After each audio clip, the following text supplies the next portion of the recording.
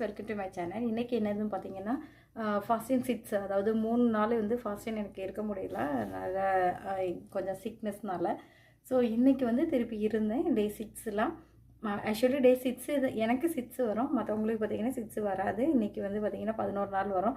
So எனக்கு 3 days வந்து என்ன ஆயிடுச்சு, 3-4 டேஸ் வந்து நான் இருக்கல. ஸோ இன்றைக்கி வந்து ஃபாஸ்டிங் நல்லபடியாக இருந்தேன். ப்ரேயரும் பண்ணி முடிச்சுட்டு டியூட்டிக்கு ரெடி ஆகிறேன். இன்றைக்கி என்ன ஃபுட்டு ரெடி பண்ணுறது தான் பார்க்கலாம்.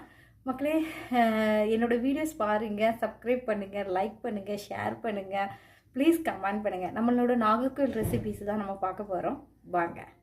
இல்லை, பீஃப் நல்லா கழுவி ஒரு 5-6 தடவை கழுவி குக்கரில் போட்டுவிட்டு உப்பு, மஞ்சள் தூள், சில்லி பவுட்ரு, இஞ்சி பூண்டு பேஸ்ட்டு நான் நிறைய போடுவேன். அப்புறம் இது இருக்குன்னா நம்ம கருவேப்பிலையும் நிறைய தூவி போட்டு குக்கரில் 6-7 விசில் வர வரைக்கும் வைக்கிறோம். இது பாகிஸ்தான் பீஃப்னால 8-9 விசில் வரைக்கும் இருக்குது. அடுத்த கடாயில் எண்ணெய் ஊற்றிட்டு சோம்பு, பட்டை, அந்த லவங்கம், ஸ்பைசஸ் ஐட்டம் எல்லாம் போட்டுட்டு இஞ்சி பூண்டு நான் பேஸ்ட்டு மாதிரிலாம் நான் இடித்து அங்கே போட்டேன். ஸோ பச்சை மிளகு, ஆனியன் இது எல்லாத்தையும் நல்லா வதக்கிடணும். நல்லா உப்பு போட்டு வதக்குனீங்கன்னா சீக்கிரமாக என்னதுன்னா அந்த கலர் கிடைக்கும். ஸோ நான் வந்து இறைச்சி பொடி அப்படின்னு சொல்லிட்டு கேரளாவில் இறைச்சி பொடின்னு சொல்லிட்டு நம்ம திருச்சூரில் கிடைக்கும், அங்கேருந்து வாங்கினதான் இறைச்சி பொடி.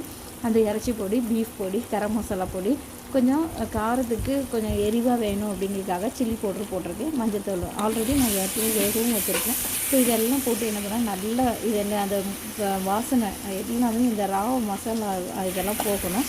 அது வரைக்கும் நல்லா என்ன பண்ணிக்கணும், வதக்கிக்கணும். நல்லா வதக்கிட்டு உப்பு வந்து இந்த ஸ்டேஜ்லேயே பார்த்துருங்க, உப்பு மசாலா எல்லாம் கரெக்டாக இருக்கான்னு பார்த்துக்கிறேன். நான் தக்காளியும் போட்டு நல்லா வதக்கிட்டு இப்போ நான் வேக வச்ச இந்த பீஃப் இருக்குதுன்னா அதையும் கொட்டிட்டு தண்ணி வந்து நான் பார்த்து தான் யூஸ் பண்ணுவேன். ஏன்னா எனக்கு வந்து கொஞ்சம் திக்காக தான் வேணும், தண்ணியாக வேண்டாம். ஸோ அதனால் எல்லாமே பார்த்துட்டு கிரேவி எப்படி வருதுன்னு பார்த்துட்டு நான் என்ன பண்ணுவேன்னா கொஞ்சம் தண்ணி சேர்த்துக்குவேன். இல்லாட்டி இந்த தண்ணியை வச்சுட்டு ரசம் செய்யலாம், இல்லாட்ட பிரியாணிக்கு யூஸ் பண்ணலாம். நான் இப்போ வந்து இதில் தண்ணி இல்லை, ஸோ கொஞ்சோண்டு தண்ணி வச்சுட்டு நல்லா என்ன பண்ணிட்டேன், கொதிக்க வச்சுட்டு நல்ல ஒரு இப்போ நமக்கு சப்பாத்தி கூட சாப்பிட்ற மாதிரி ஒரு பேஸ்ட்டு வந்துடுச்சு. ஸோ இதை சூடு சாதத்துக்கு வச்சு சாப்பிடலாம், சப்பாத்திக்கு சாப்பிடலாம். நம்ம மேக்ஸிமம் பார்த்திங்கன்னா ரைஸு வச்சுட்டேன், சப்பாத்தியும் பண்ணிட்டேன். ஸோ இதுவும் வச்சுட்டு யூஸ் பண்ணிக்கலாம். இதுமாரி நிறைய வீடியோஸை நான் போடுறேன். ஷேர் பண்ணுங்கள், சப்ஸ்கிரைப் பண்ணுங்கள், கமெண்ட் பண்ணுங்கள்.